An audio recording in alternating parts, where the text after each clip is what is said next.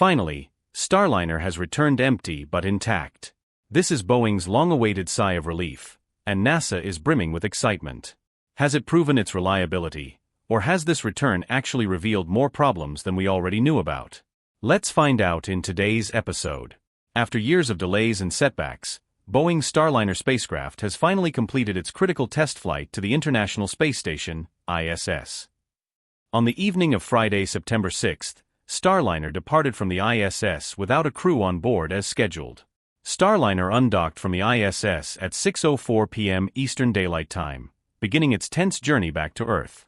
5 hours later, at 11:17 p.m. Eastern Daylight Time, the spacecraft performed a crucial 59-second deorbit burn. NASA and Boeing engineers must have been holding their breath as they closely monitored the telemetry data on NASA's live feed, watching the thrusters fire as expected. The next key moment came with the separation of the service module and the execution of the handling burn.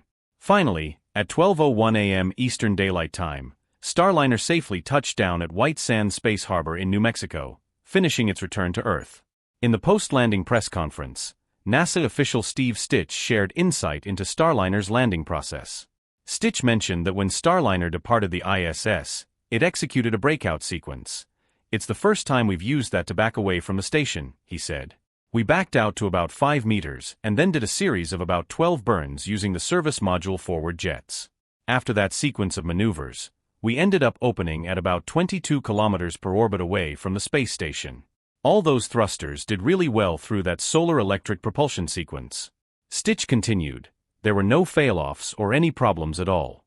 We had great performance from the GNC system, the guidance, navigation and control, and the Vesta navigation and docking system." Stitch went on to explain that on the last flight, Orbital Flight Test 2, there was a bit of trouble with what they call a calibration maneuver to ensure the attitude was good for the space-integrated GPS-INS/CG system, but this time it went really well. They had a deorbit burn that executed on time at 11:17 p.m. Central, about 130 meters per second in a 58-second burn, which performed well with the service module thrusters and OMX engines. The return and landing marked the end of Starliner's test flight to the ISS, more than 3 months after the spacecraft suffered a helium leak and thruster malfunctions on June 6 right after launch. So, did Starliner deliver an impressive performance? Boeing bringing the spacecraft back intact is a good sign, at least indicating no major damage occurred. But does that make it a safe spacecraft? Absolutely not, and let me explain why. While Boeing and NASA have tried to paint this flight as a success, the truth behind these optimistic statements is quite alarming. During the deorbit burn, Steve Stitch revealed that the engineering team observed unusually high temperatures in the doghouse on the starboard side, a section housing clusters of thrusters. Specifically, one thruster in each of the starboard and top doghouses showed higher temperatures than expected. Although none of the thrusters completely failed, the fact that they overheated is still a serious concern. In fact, this overheating issue with the doghouse isn't new. It's the very reason astronauts' doghouse thrusters automatically shut down, and astronauts had to manually recover them. However, during re-entry, they didn't shut down at all. Boeing utilized a breakout sequence to help the spacecraft quickly separate from the ISS, minimizing the time spent near the station and reducing the risk of collision. By this method, the thrusters didn't have to operate continuously for long periods, which helped ease stress and reduce temperature buildup. But the overheating issue still occurred with no crew on board to manually intervene. So how did these thrusters keep running?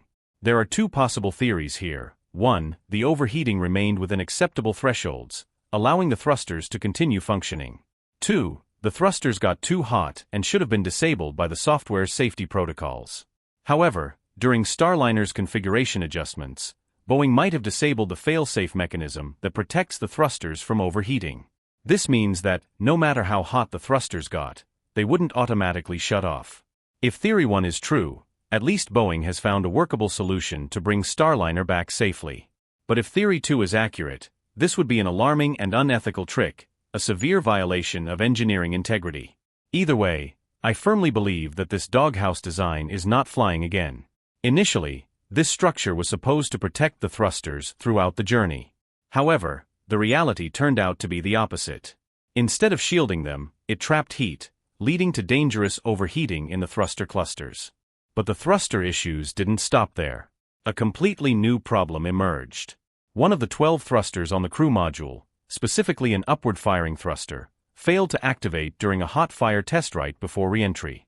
Previously, most of the concerns had been focused on the service module thrusters, but this new failure shows that even the thrusters on the crew module aren't reliable.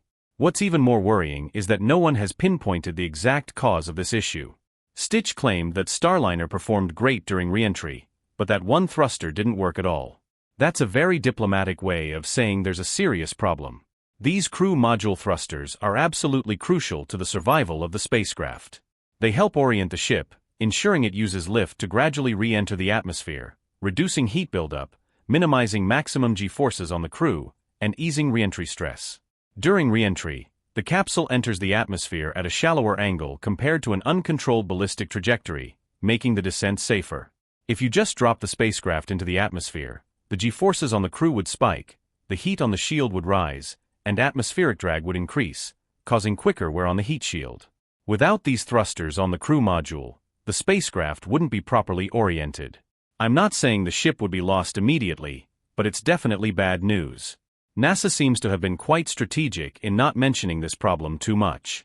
On top of that, Boeing's Starliner has also faced guidance system issues. According to Stitch, 2 out of 3 CG systems, space-integrated GPS/INS inertial navigation systems, encountered malfunctions. Specifically, the third of the triple-redundant CG navigation systems temporarily failed during landing, and the second one had a few hiccups during re-entry. They're now investigating these problems in detail. During landing, the CG system plays a critical role in keeping the spacecraft correctly oriented as it re-enters Earth's atmosphere, a phase that's highly sensitive and packed with potential risks. If this system were to completely fail,